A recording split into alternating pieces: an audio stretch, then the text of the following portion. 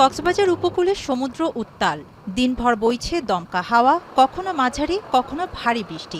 পরবর্তী নির্দেশ না দেয়া পর্যন্ত বঙ্গোপসাগরে অবস্থানরত মাছ ধরার নৌকা ও ট্রলারগুলোকে উপকূলের কাছাকাছি থেকে সাবধানে চলাচল করতে বলা হয়েছে। এদিকে এমন পরিস্থিতিতেও প্রকৃতির সৌন্দর্য উপভোগ করতে দেশের বিভিন্ন প্রান্ত থেকে কক্সবাজার সৈকতে পর্যটকরা, যদিও সতর্কতার সঙ্গে তাদের সৈকতে অবস্থানের আহ্বান জানানো হচ্ছে। কক্সবাজার সমুদ্র সৈকত খুবই উত্তাল রয়েছে, পাশাপাশি আমরা লাল ফ্ল্যাগ দিচ্ছি, 3টা বিচে বর্তমানে লাল ফ্ল্যাগ চলমান রয়েছে।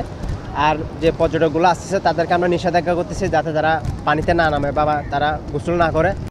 বরগুনার আকাশে সকাল থেকেই কখনো মেঘ কখনো রোদের খেলার মাঝেই চলছে থেমে থেমে গুড়ি গুড়ি বৃষ্টি। উপকূলীয় নদ নদী এখন পর্যন্ত শান্ত থাকলেও গভীর সাগর প্রচণ্ড উত্তাল। ঢেউয়ের তোড়ে টিকতে না পেরে গভীর সাগরে থাকা বেশিরভাগ মাছ ধরার ট্রলার উপকূলের কাছাকাছি আশ্রয় নিয়েছে। এদিকে বৈরী আবহাওয়াতেই বরগুনার পাথরঘাটা থেকে দক্ষিণ পশ্চিম বঙ্গোপসাগরে বিপাকে পড়ে মাছ ধরার ট্রলার এফবি জাহান। ইঞ্জিন বিকল হয়ে 3 দিন ধরে সাগরে ভাসতে থাকা ওই ট্রলারের 17 জেলেকে উদ্ধার করেছে কোস্টগার্ড। মাছ শিকার ব্যাহত হয় দুশ্চিন্তায় উপকূলের জেলেরা। সাগর আবহাওয়া খারাপ হয়, যখন রাখালগুলো ওঠে তখন মনে করেন অনেকেই ভয় পায়, কিন্তু তারপরেও সাহসের কারণে আমরা খুলে আসছি। নদীতে যাবো, এরকম যাওয়ার মতো কোনো পরিস্থিতিই নাই, আবার খুব খারাপ। ঝড় তুফানে বাইতে পারি না, ঝড় তুফানে মাহাজনা চালান লই আসতে পারি না, এজন্য আমরা খুব কষ্টের ভিতরে আছি।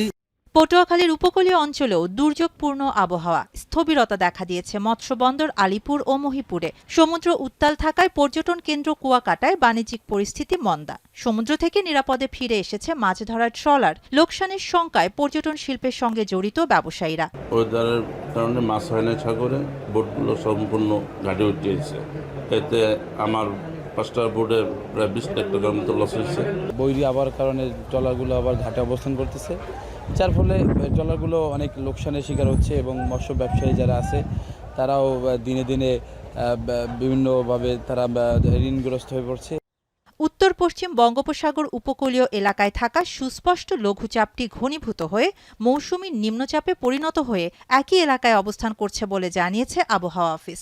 এ কারণে বরিশাল, চট্টগ্রাম ও সিলেট বিভাগের বেশিরভাগ এবং রংপুর, রাজশাহী, ঢাকা, ময়মনসিংহ ও খুলনা বিভাগের কিছু কিছু স্থানে অস্থায়ীভাবে হালকা থেকে মাঝারি বৃষ্টি হতে পারে। সাগরে একটা সুস্পষ্ট লঘুচাপ ছিল, এটা আরও ইন্টেন্সিফাই হয়ে এটা নিম্নচাপ পরিণত হয়েছে। এটা আমরা মৌসুমী নিম্নচাপ বলবো।